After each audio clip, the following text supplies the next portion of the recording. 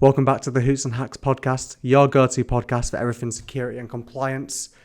On today's episode, we've got the co-founder of In Parallel, Kristian Luoma, and we've also got Paulo Rodriguez, who's the head of international for Vanta. We have a great conversation in this episode, everything about ISO 42001 as we helped them on their journey towards certification, as well as talking about everything compliance. I'm also joined by our COO, Steve Byram. So yeah, let's get into it. Okay, Kristian, Paulo, have you two met before? Or is this your first No, time? we haven't. Oh, Paulo, meet Kristian. Kristian, meet Paulo. I'll let you two introduce yourselves to each other quickly. Yeah, I'm Paulo. I used to run Vanta International. Now I'm in the product team. Super. Basically overlapping between product and go-to-market, doing a bunch of work on like pricing, packaging, like how do we go attack markets, etc. Sounds familiar. Yeah. I mean, I'm a founder for In Parallel, one of the companies that has been getting a lot of value from both Cognisys as well as Vanta solutions. So really grateful for your work. Thank you. Makes my life wonderful that founders say that. So. Oh, absolutely. I mean, Kristian, you've made Paulo's day there, guaranteed. That's it. Like, everything else is cherry on top. Yeah. I mean, that's a funny story. Paulo arguably saved, I want to say 40% of my equity. Cool. I'll wear that as a badge of honor. I'm happy to elaborate on another occasion what that means, but like, please do. Please do. I'd love to hear that. By the way, where are you from, Kristian? I'm born and raised in Finland. Okay. So that's where we are currently headquartered. We have a funny setup, like a lot of the Finns that are onboarded onto the company actually moved back to Finland just to get started. So okay, it's one of those things. Yeah. No, I thought I heard a Finnish accent. So some like this is actually funny. When I started my career at Google, somebody thought it was a funny thing to send a Spanish guy to work the Nordics. So I spent months in Finland. And boy, that was a cultural shock. For sure. It took me a while to get it. But once I got it, it was like, oh my God, doing business with these people is amazing. It's the easiest thing ever. Southern Europe, we're all like, yeah, it's great, wonderful. It's like, and nothing happens. Whereas in Finland, it's all so straightforward. Once you really grasp the cultural aspects of how people work, it's like, oh my God, this is so fantastic. So. Well, happy to hear that. We always say that like the reasons why we moved back to Finland is the open-minded people, the weather, and the taxes. Finland is one of the highest taxed countries. The Finnish people are not very forthcoming and open, but like what you see is what you get. And the weather sucks. So the sun will set approximately in 1 hour, meaning that like it's gonna be dark when you go to work, and when you come back to work from work, it's the same thing. I miss that. On the opposite side, though, no, you don't. Actually, pretty cool because like in June, like it's absolutely like sun is up at 5 o'clock in the morning. It's like for sure, for sure. Awesome. That's true. Cool, amazing, cool. So thank you both for doing this with us today. I really appreciate it. It's an absolute. So just a quick overview. I think Brad sent sort of the summary over to you both yesterday, so you've seen that. We're just going to go through it, just have a cool conversation, have a chat. If I know Paulo by now, it's that he's never short on words. So feel free to try and keep up with him, Kristian. But it's I won't be able to do that, but like I appreciate the encouragement for sure. I love it. But yeah, so we'll just crack on, and we'll go through that and have some fun together. Kristian, you've had a fascinating journey from engineering and innovation to leading massive teams, and you've also filed over 30 patents. So what drew you to this career path, and what keeps you passionate about creating and scaling businesses? Oh man, I had a soul searching the other year, and I realized that like there's two things that I found intriguing. One is creating stuff that didn't exist before, and one is sort of like getting inspired by stuff that I haven't discovered. before.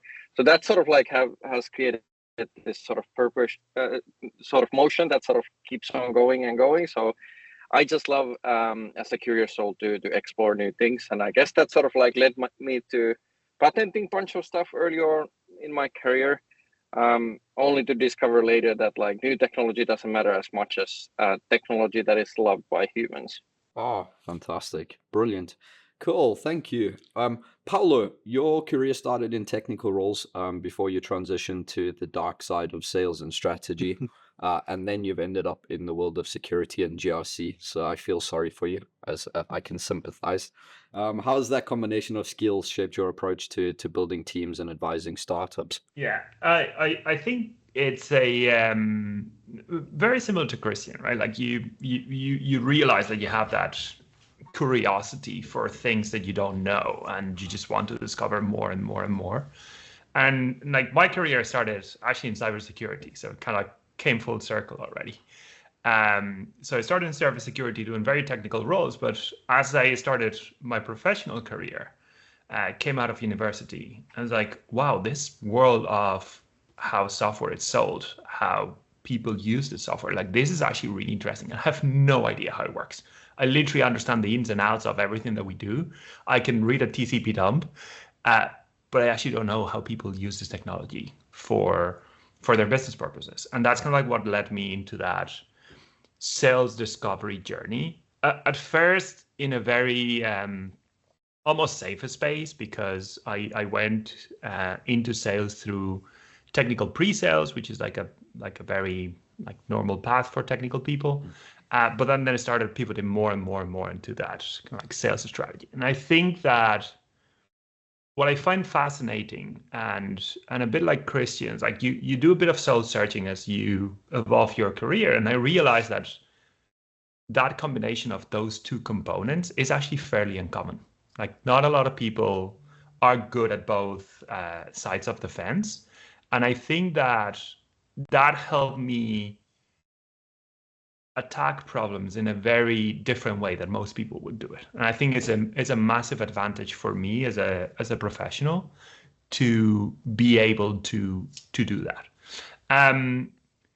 It also comes with disadvantages, right? Because as you try to approach problems in a very holistic way, because you know the technology piece and you know the sales piece, so you're almost designing product in a way that it's sellable. And also you design sales strategies in a way that you can actually shape the product towards. So like, it's actually pretty cool. But the reality is also like not a lot of people have that point of view that you have. So you actually need to do a lot of education. So salespeople understand more how product works, and product people understand more how sales works. Because if you don't do that exercise of sharing that knowledge that you have, you won't be able to get people to understand that is the right path, because they've never seen the other side of the fence before. And I think that to me was one of those realizations that, hey, I actually need to go and spend a lot of time sharing knowledge with people and explaining how this other world works. Because when they understand, they're like, oh, okay, cool. Now I understand what you're trying to do. And now I can also connect the dots, and then it's going to work out. If you don't do that, people may think you're crazy. You have the mad scientist hat on. You're like, what is this guy trying to do, right? Because they've never experienced the other side of the fence. So you do have that advantage, but you also need to be conscious that is rare. And part of the job is to connect those dots for people on both sides. I know I'm not supposed to interview Paulo, but like that reminds me of my career in a way that I went from engineering to product management to innovation to strategy.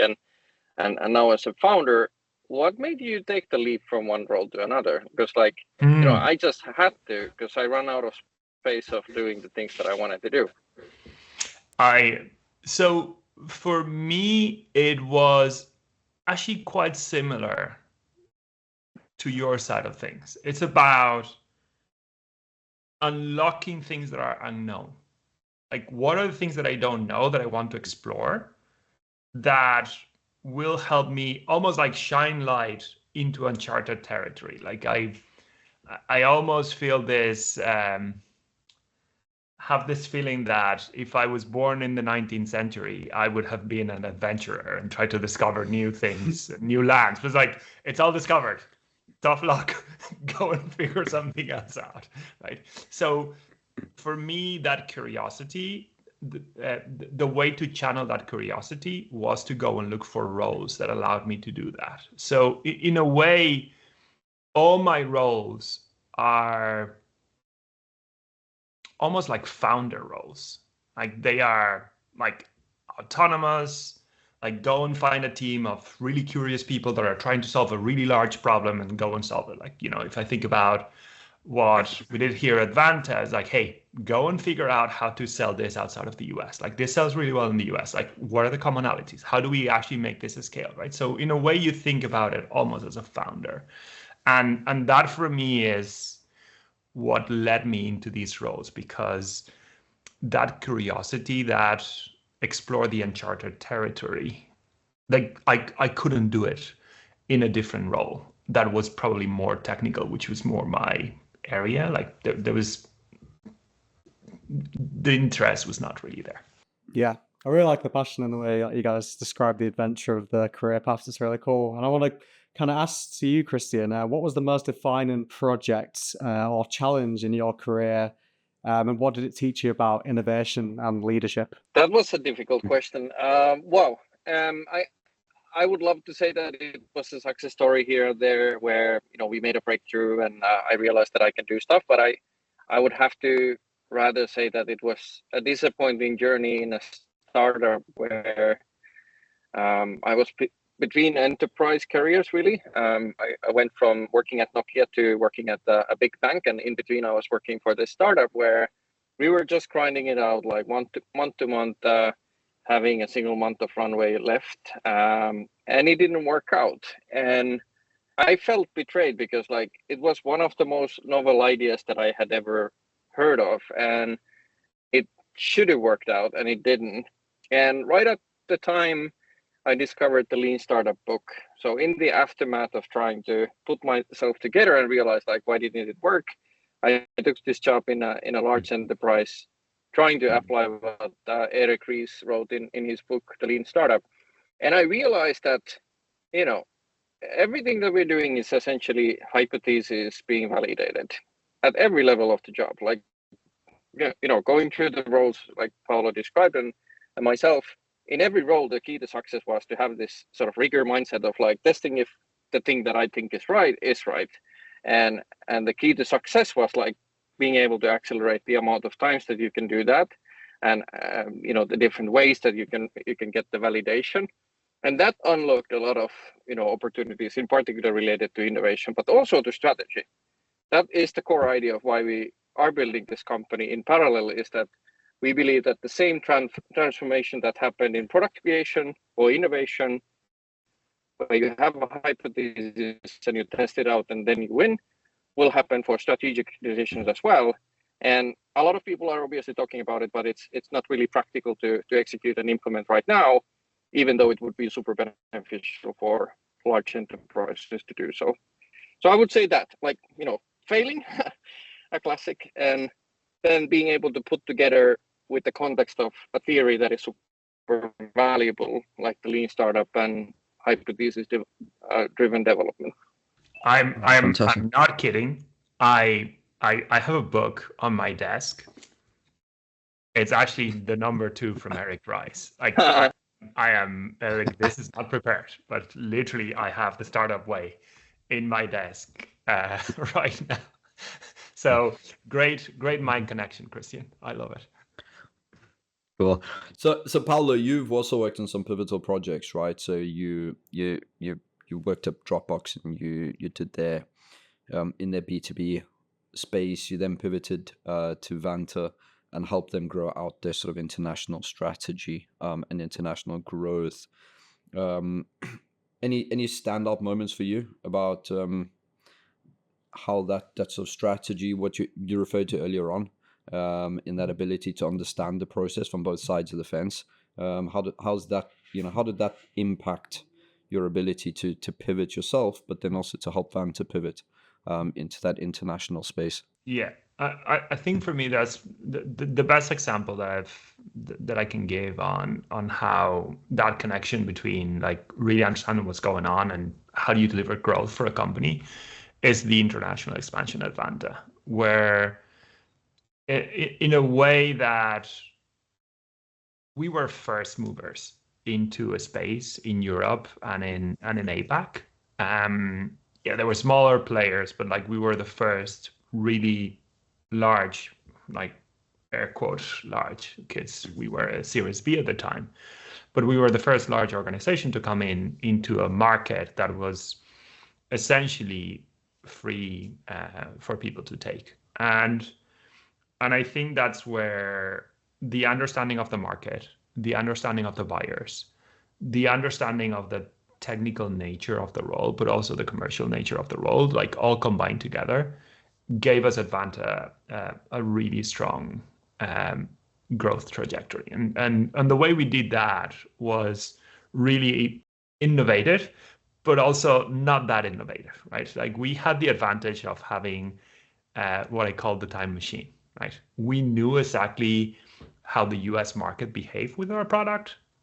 So we took that as okay, this is the way the market in the US behaves. Let's look at the markets in Europe and in APAC, and let's figure out with what we know about the market and how the market behaves, what can we apply from the US behavior and what maybe is slightly different and what are the things that we should do in a different way. So we kind of like had that combination of time machine to predict the past, but also what do we think is going to happen? And I think we made very good decisions in there. We hired local people in Europe and mainly in Australia, and we understood how the buy-in process worked and all the quirks and peculiarities that Europeans and Australians have.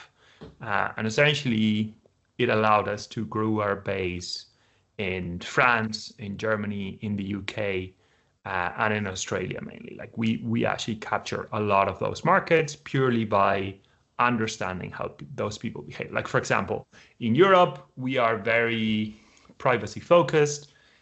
European data centers, it's a big deal. In Australia, the same happens. Like this is something that we understood. And instead of, hey, let's give this a go without having those things, like we actually went on and did it in the first go.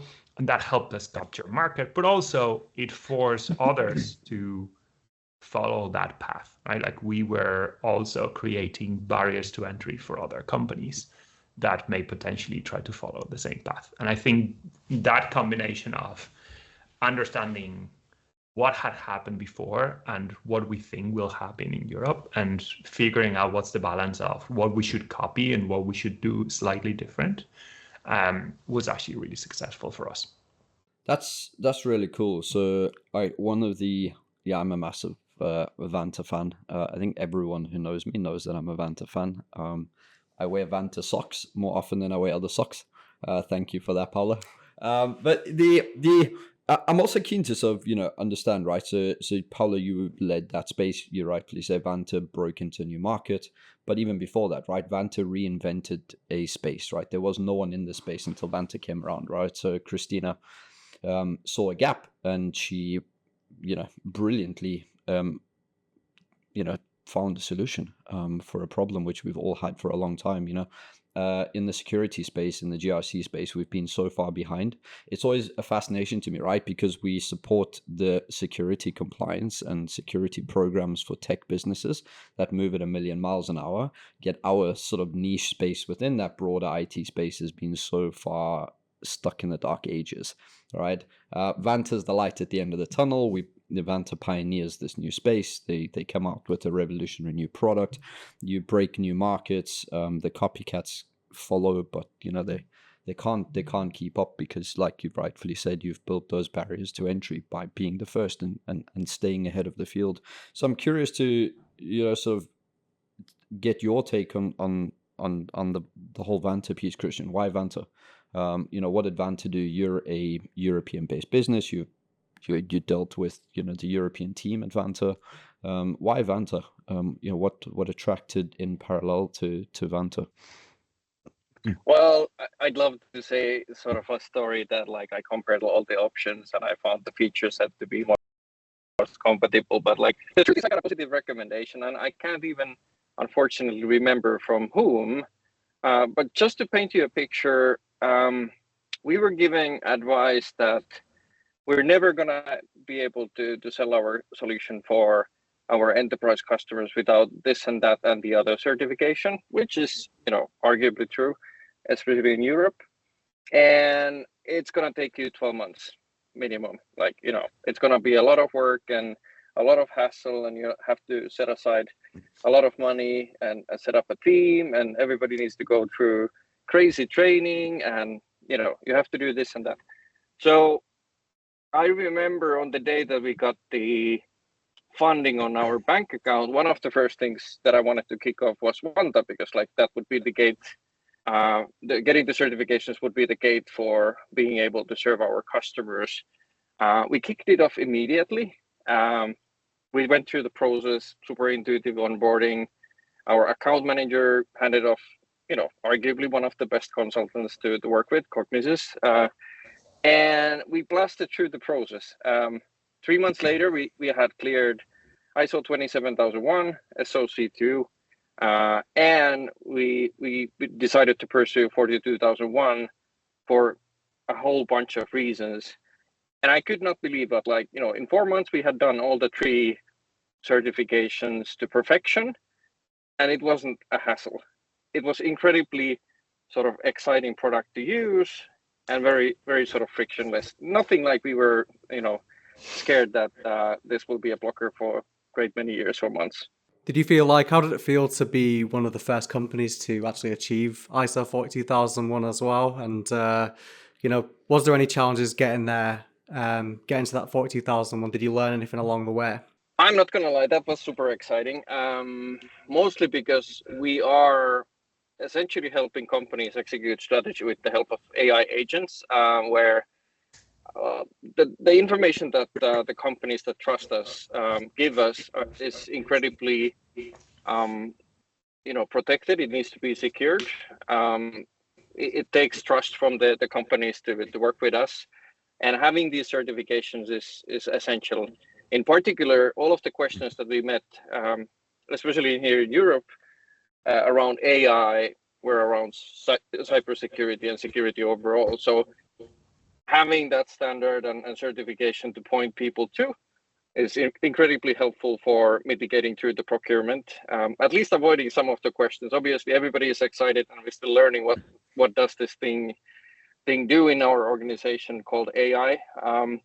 But yeah, I would say fast forwarded, a whole bunch of conversations in every single customer procurement process that we're in.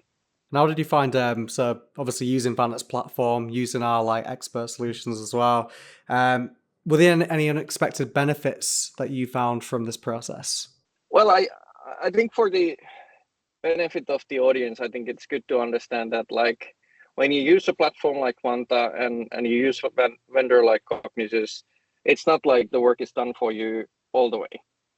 The heavy lifting or the manual bits can be automated to a degree, but where we ended up spending our time was really the meaty questions of like, how do we deal with data? How do we deal with the sort of like ethical questions? The sort of gist of like what really actually matters. So I think for us, having these vendors and the setup together really help us focus on what actually matters. How do we do AI for our customers in an ethical way? How do we ensure that the data is protected? And in particular there, you get the templates, you get the controls from the platform, from Vanta. We had a number of conversations of how do we actually execute in detail. And I could imagine that's, helpful for Steve as well. Like, when the customer shows up and they have something on the table rather than having to go through the sort of basics 1, 2, 3, but rather we're having a conversation on the substance immediately right off the gate. So I think that's what really is a game changer for me. That's like music to my ears, Kristian. You've made my heart sing and dance and jump up and down, right? Again, and that's what I try and communicate to so many businesses, small and large, right? Vanta's not going to magically do everything for you, right? So it's going to automate the heavy lifting. But what it does do is it's going to automate that documentation, manual, repetitive work, right? The boring stuff. And it gives you the opportunity to spend that time on the meaty stuff, right? The actual, how do we do things? What's our approach? What's our strategy? Let's focus on, the actual design of controls and their effectiveness and the practicality of implementing controls, right? What are the desired outputs? What are we looking to achieve? Put your time on that rather than putting your time into doing paperwork. Because what we have traditionally found in the market is people spent 80 to 90% of their security program time on paperwork, right? Filling out forms, writing Word documents, doing Excel spreadsheets, and then very little time goes into the actual design and effectiveness of controls. Now we're in a position, right? Thank you, Vanta. Where we can spend most of our time on how effective are controls, how applicable are the controls to our business, our environments, our application, our clients, right? Every business is unique. The way applications are built, we live in a world now where there are hundreds of ways to build and deploy and manage applications across multiple, sets of infrastructure and platforms. So it's all different, and we're all trying to achieve something different with our applications. Our target market's different, the data we're processing is different, the regulatory environments within which we're working. So there's so many complexities to modern tech businesses. And Vanta, with ease handles that manual, repetitive process, right? The automation is magical there. And then it gives business founders like yourselves time to actually put your time where it matters. So thank you for saying that. That is amazing. One more thing to make Paulo blush even more in the call, because here's the thing. Like, coming into the process, I had zero expertise on security or certification related work. And coming out of it, I obviously have a great deal of more of that capacity. I'm not gonna lie that I didn't have to learn about like what the acronyms and stuff meant. I did, and that's a good thing. But I didn't have to spend time in sort of like thinking about the process at all. And I think that's the beautiful thing, where my substance was used for the thing that is substance, and not the paperwork, like you said. Music to my ears. Like, that's literally what our job is. Our job is to do the heavy lifting for you, so you can actually go and do something productive with your brain. Paulo, you're implying that all the GRC professionals for all these years have not been doing productive things with their brains. So here's the funny thing. I was one of those guys taking a screenshot. I saw 27,001. I could have used my time way better than taking the screenshots for somebody to look at in a folder. That's the reality of it, right? And I think that is the beauty of how Vanta transformed this environment, right? And like open a path for, hey, there's another way of doing it, which in turn, and this kudos to Christina for having the vision to see this. It's like they actually like unlocked the ability to do this for companies like in parallel. Because like the reality is, could you have afforded this 10 years ago? Probably not. Like, completely out of your league, because you would need 150K to go through this whole process. And it's like nobody has that money at this early stage in their journey as a company. Whereas today you can actually do it at a fairly affordable price, and you can probably do 3 for the price of what half would have cost you 5 years ago. And that's wonderful, because like at the end of the day, we're creating much more secure environment for everybody. Yeah. So Kristian, what's the impact been? It's been a few months now since you've had ISO 42001. Congratulations. One of the first few companies globally. I think, probably within the first 10, I reckon you guys were really early on getting certified on that. How's that helped the business? What's the impact been? How's it helped you build your reputation? I know you told the world that you got it. Rightfully so, and that you told the world you were one of the first. But I'm keen to understand how that's played out in the last few months, and how how it's benefiting the business? Thanks for asking. So we're in a lucky place where we are still sort of flying under the radar because we think we're doing something really cool. So we're keeping very close to our hearts, the customer experiences and so forth. But like, number of different procurement managers have been, first of all, surprised to see the AI standard exist, which shouldn't be surprising, but in a way it is. And they have been, visibly relieved when we've been educating what it covers and what it does. Maybe not so in US, but especially in Europe, the large enterprises that we're working with have been completely overwhelmed with the sort of pace that AI is changing the enterprise stack. And there isn't a whole lot of vendors or a whole lot of practices of how do we deal with AI vendors. Arguably, in the use of AI, there's a lot of even existential risk for a lot of companies in how they deal with it. And that's why having a standard is a great thing, and being able to tell the story of like how we as a vendor are different has been a game changer in those conversations. So, we've been basically handing over the documents describing the process, and that's been the end of, so do we have to worry about the AI? Yeah. Paulo, I know you and the EMEA team at Vanta were pivotal in driving that ISO 42001 framework into Vanta really early on. Vanta was sort of first in the market to have ISO 42001. You did it really quickly. You did a really comprehensive job with it. I'm keen to sort of get your take on how, and with Kristian's feedback, how that's helped, help define that the broader product and strategy for international growth, right? Being adaptive, helping businesses adapting to the local market conditions and demands so quickly.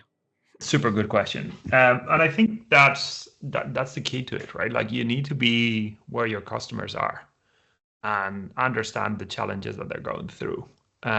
So I think that from the get-go, so the person that actually wrote the 40001 standard sits within Europe.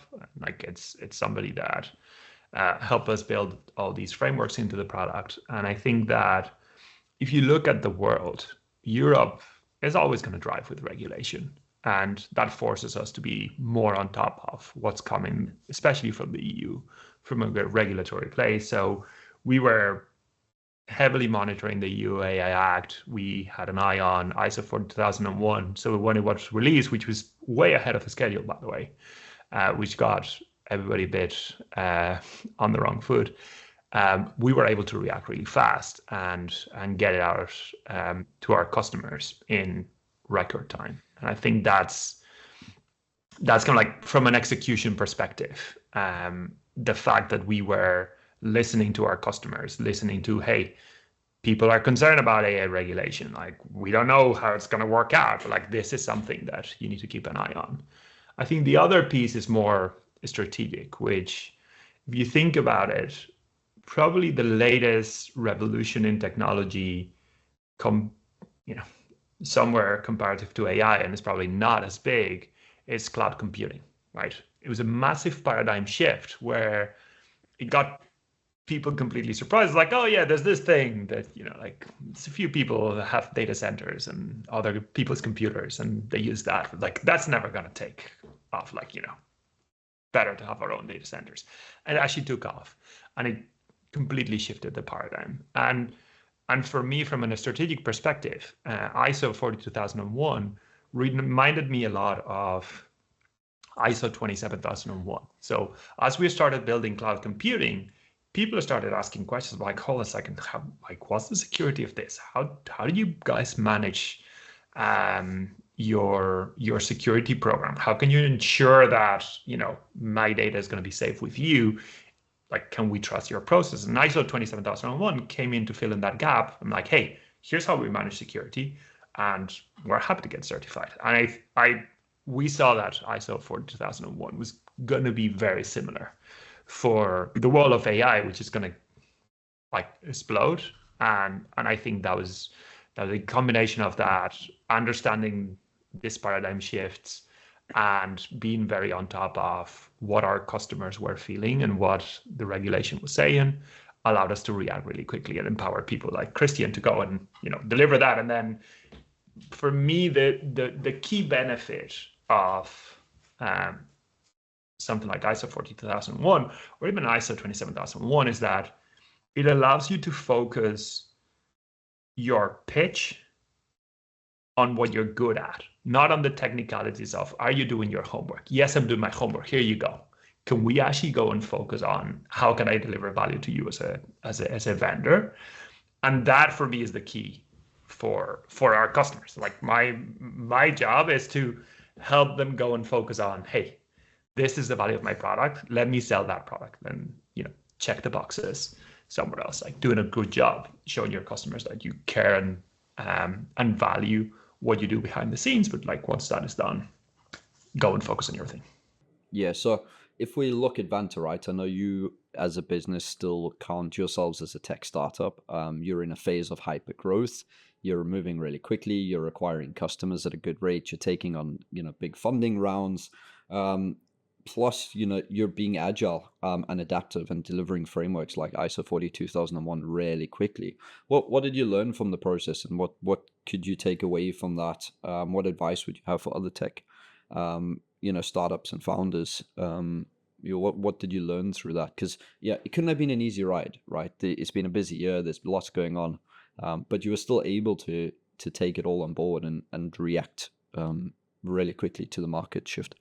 Yeah, I think there's a few things. One is you can rest on your laurels. You can't be static. Can we leave off doing ISO 27001 and SOC 2 forever? Probably we could, but that doesn't serve our customers. Like you need to be always looking for what's next for your customer base and what's next in the market. Right? Like you need to really understand that. I think we did a really good job at doing that. I think the other piece is also like we are an American company. Like most of our team is in the US. I think we did a pretty good job at helping the rest of their team in the US to understand the peculiarities of the European market and how people were going to react to this. So I think we did the pre-work of convincing people that this is a worthy effort way before it actually happened. And that allowed us to move hyper fast, right? So sometimes you wait to explain things to other parts of the organization. It's like this can be applying to other departments. It doesn't need to be a geography thing, but like you need to get support from other people to build things when you have a certain size. If you actually do that work in advance, then you can move super fast when things happen. And I think that is a learning that we got. It's like, hey, because we were really ahead of this, because we were looking into that, because we were anticipating that it was coming and already working with the drafts that we had, that allowed us to, like in a matter of weeks, go and release something that before it would have taken us months, right? And that means that our customers can benefit from that in a matter of weeks. And the reality is like some of our customers were actually limited by the lack of auditors, right? Like some people could not get an audit because there were not enough auditors that actually could do it and they had to wait. And I think that for me is a perfect scenario. Like let others be the limiting factor to what your customers can achieve, but you should be there on the get-go. And I think that does two things for you. One is it allows you to serve your customers in a really good way because it empowers them to use this as a selling tool. Like Kristian was saying, it's like, hey, you can now lead with this. And that means that you will eliminate competition because you're saying, hey, I have this. Like, do the other guys have it? No, they don't. That's cute. How are you ensuring that they're doing this thoughtfully? And that puts you in an advantage position, right? And I think the second thing that it does is it further increases our customer trust on us, right? We are a security company. We are all based on trust. Like trust is our currency. And these are the type of things that when you have a customer that requires this and you have it ready for them, then you're in a really good position to earn even more trust from your customer base. Cool. And what's your thoughts on that process, Kristian? So you're using Vanta. You've been a beneficiary of that agility and speed to adapt to market conditions. You exploited the speed of ISO 42001 successfully, but also in your own experience, right? So through your career, and keen to understand how that Vanta's agility and speed supported your own go-to-market strategy, and what that means for your business, right? So in parallel, you guys are building a product. You're also trying to gain traction. How did those principles and wins at Vanta translate to what you guys are doing in parallel? I would wholeheartedly sign them. With my experiences, sounds like we've been drinking from the same fountains of lessons to be learned in many ways. I think I've been a part of 50 or something products during my career. Many have failed, and with some we've won awards, and with some we've had hundreds of millions of users. Back in the day when I started my career at Nokia, the tailwinds were so amazing that it didn't really matter if you were able to nail the customer problem 100%, you would have hundreds and hundreds of millions of users. We were breaking ground with mobile search, and we had great partners like Google, Yahoo, Microsoft, and Baidu at the time, and the product became a success. So we didn't really need to do so strict experimentation and hypothesis-driven development as Paulo described, but that's a lesson that I've learned the hard way in the startups that I've been a part of, and in parallel is not only an exemplification of us trying to learn through different experiments and try to pick the right choice to move ahead. It is the reason why it exists. So in parallel, we're trying to do two things. We're doing two things for our customers.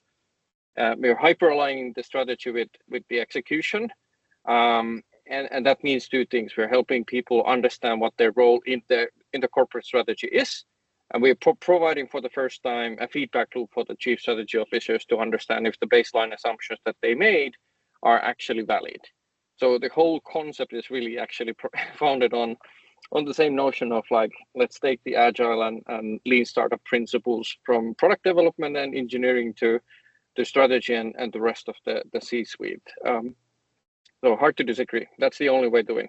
Amazing. And what would you say as well are the most important qualities that you would look for when building teams in a fast-paced startup environment? First, I think I only have a few principles. Maybe I'll just jump into the topic as I started. So startups are all about culture, and you can't build culture in any other way than by doing smart recruiting. Unlike larger established companies, the job descriptions in startups are very fluid. So you want to hire for very multi-talented people without fixed mindset and sort of ability to learn. So often you just want to look for the potential of what the individuals can have rather than what their peak has been. So we like to combine expertise, seniority, with young talent coming from the school or from the startups, hopefully burn their wings once or twice to sort of get the feel for how it feels to go through difficult things. And to me, that's a perfect blend. The right people will shape their job and find the role that the company needs at the right time. So there's really no making mistakes as long as you pay attention to what is the potential and what is the ability to collaborate in the individuals that you hire. No, I love that. If I can add on to that, I think there's completely agree with Kristian. That raw brain power is super important in when you're hiring your early team, and that adaptability and resilience is incredibly critical because you're gonna go into really bad situations. You're gonna go and hit a wall. And you need to go and have the ability to pick yourself up, cry your 2 tears, and then go and move on and try it again and probably hit the wall at a higher speed, and it's going to hurt even more, but at some point you're going to break through. I think that ability to adapt and be resilient to it is super important. There's also one thing that it was said to me by one of our investors, which I thought it was really, really interesting, which is hire, like having that raw brain power and that potential is great, but hire for something that you're going to need in 12 months, not for something that you're going to need in 24 months. So make sure that they have the skills to go and do what you need them to do now. And the job is theirs to lose. Like there's way more runway for them, but like they need to go and earn it in those next 12, 18 months. And I thought that was really useful for us to also try to understand what's the balance between raw brain power and skills that you need for the job today. It helped us like make very good hiring decisions in the early days. So it's not all like, oh yeah, I can see that this person could get there, but it's like, cool, can this person actually get the job done today? Yes, okay, cool. Then that extra runway is actually really useful. So that was on top of what Kristian said, was what I would probably add that really helped us shape the team that we have today. Amazing. Cool. So if we bring it back, right, so at Cognisys, our mission now is to deliver trust worldwide. If you look at what we're doing, the way we're doing it, it all comes back to that central sort of beating heart of trust. That's pivotal to our space, right? No one does penetration testing, no one gets ISO certificates, no one gets SOC 2 reports because they woke up and decided to do it one day or saw an ad on TV and it looked exciting. The reality is people did because they need to prove trust, right? And if people trusted our word, then we wouldn't be in business. Paulo and I would be doing different things. But we can't take people at their word, and we need to be able to find, genuine, trustworthy mechanisms, right, that are audited and can be backed up, right, for proving trust. Not, to our prospective clients, to our data users, to everyone, really. We live in such an interconnected world that trust is really pivotal to the digital economy we find ourselves in. So I'm keen to get both of your takes on how important trust is in your business processes, right? When it comes to working with partners, with clients, between Cognisys, Imparallel, and Vanta, we clearly all trust each other. Otherwise, we wouldn't be in this sort of working relationship that's added value to all three of our businesses. So I'm keen to get your take on how on that sort of element of trust. Because reality of security compliance is it all comes down to trust. That's what we're trying to achieve. Well, trust is built over time, but it's lost in minutes, or I can't remember exactly how the phrase goes, but like that tells a lot about how trust works. And same as it is for us, and I think for both of you, it's not transactional. Like transactions are executed because you have trust and you have faith and you have bought into the idea. So it's not just the Super Bowl ad that forces you to buy into Vanta and do the certification. It's rather the relationship that follows and the effect that it has for our activities and behavior thereafter. And the same applies for the service that we provide for our customers. They're looking for that long-term commitment for being able to day in, day out, not just transactionally, but like continuously perform to a certain standard. So I think that's where it hits home to me when you say trust. It needs to be inbuilt into the DNA, much like the values of a company. It is a set of behaviors that we subscribe to and live by. Completely agree with Kristian. I would add that also to build trust, you need to also be a bit humble, and realize what you can do for the other party so they trust you. So, I could go to Kristian and say, Kristian, like you can like get everything done with Vanta and Vanta will solve all your problems. And, Kristian would say, okay, cool, let's give it a go. And he'll probably realize I was like, well, actually, no, you oversold this a tiny bit. And I think understanding where your strengths are and figuring out how to complement them around you, I think helps you build an even stronger feeling of trust with your customer, right? Like, for example, when we started working with Cognisys, for me, it was very clear, okay, these people know what they're doing.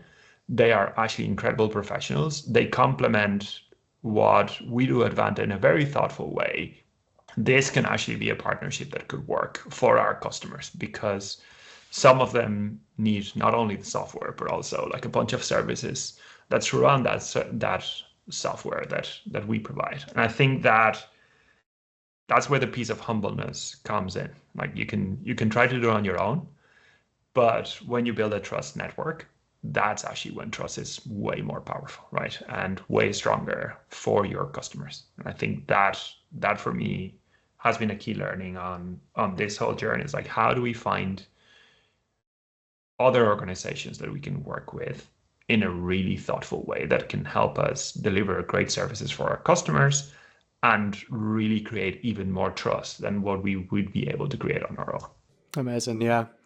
And one for you, Kristian. What was like the most valuable lesson that you've learned through, collaborating with Vanta and Cognisys as well for your 42,001? Well, we did it. We accomplished it in a record time. That was like super fun and valuable in that sense. But I would love to share the surprising one. Obviously, as a vendor for creating AI models and fine-tuning LLM models, AI management system makes sense.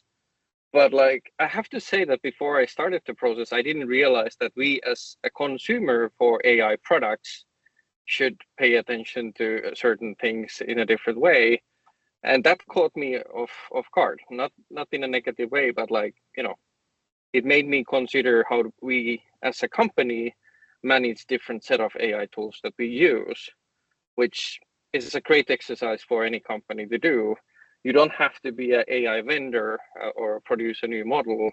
You actually buy into both Vanta and Cognisys and get themselves ISO 42001 certified. Cool. Last off, so Paulo, what makes partnerships like this so successful?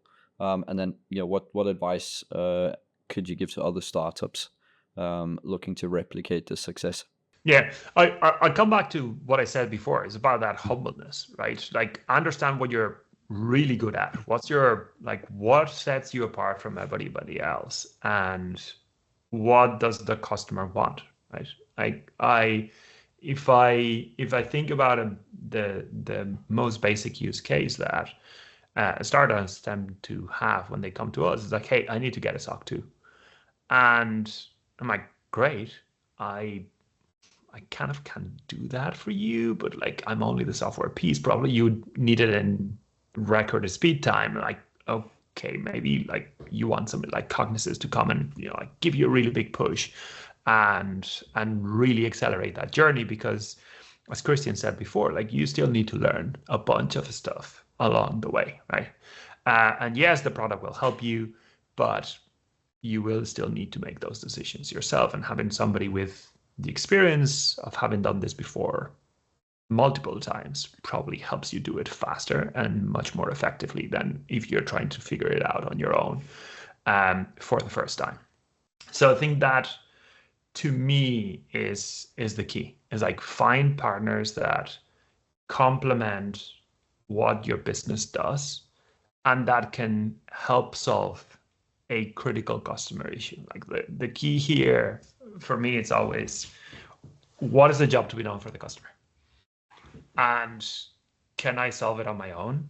Or do we need somebody to tag on to help me solve that job to be done for the customer? And when you figure that out, then go and find partners that truly and deeply complement you.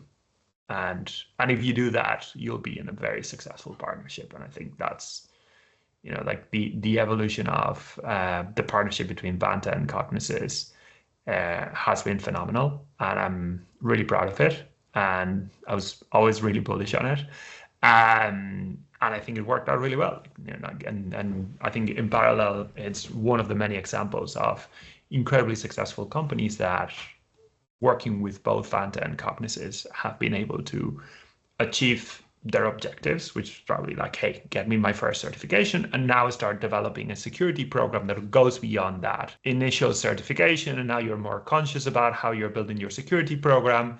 You probably understand it more. You can position it more effectively in a commercial conversation with your customers. It's not longer, for me, the real objective of this is almost like the genius thing that Christina managed to do was like take this from it's a chore that I have to do to, hey, this actually like gives me a superpower. And it's amazing, right? Like, and being able to turn that in a world like compliance is hard. And I think we've done a pretty good job at that. And I think in parallel, it's a very good example. Cool, we got like we checked the box, but now we're like, hey, here's the extra things that we can do that with that job already done, we can actually take way more advantage of it and keep delivering more business even for our customers, which I think is fantastic. Fantastic. Thank you so much, Paulo and Kristian. That's a wrap for today. That's been a really cool conversation. Really enjoyed that. As always, love any time I get with you, Paulo. Kristian, it's been great to have a conversation. Yeah, every time I see Paulo, so I do see Paulo every now and then in Dublin, and we always sort of give each other a big hug. He does the Belfast run. Paulo, shh, you can't tell people that. Next time, I'm expecting an invitation. Yeah. I mean, it's a short flight from Helsinki to Dublin, so I'm expecting an invitation. Hey, anytime that you want to come over, Kristian, your house is our house. Like, and we literally do this. Like, hey, if you're here for whatever reason, like, come over to the office, like, camp in our house. Like it'll be lovely to have you. Like, anytime that you want to come over, like. Love it. Yesterday in München, we met with the Irish insurance company that was impressed by our certification. So you never know. Okay, cool. Whoever they are, let me know. Ireland is very small. No, I'm just saying, it's like Ireland is very small. Yeah. I'll actually send you a LinkedIn invite, and you can check if I know somebody there. I probably do. Just right. Like it's not a big country. It's a bit like Finland. Like, you know, it's compact enough that it'll be pretty easy for us to know people there. We always say that like Finland is not the proper country, but a country club. I love it. Yeah. So if you're ever here, please do let us know. Absolutely. Like, you know, when Steve comes over, they spend time in the office. I think and I love it. I love it especially when customers come. Like, you know, I love Steve, but customers is way different because, like, you know, you can have lunch with the team and like get the reality of how you're using the product, how is it changing the way that you're doing things. And I think that is, for me, having been in the product side, getting salespeople, which is the majority of the office, to hear that really helps them interiorize what they're doing and then convey it to other customers, because I think that is the important thing. It's like, hey, here's what you could be doing, and painting the vision for what a future could look like for another company beyond just the chore. Thank you so much. I need to run, but it was a pleasure for me as well. Lovely. Thank you very much.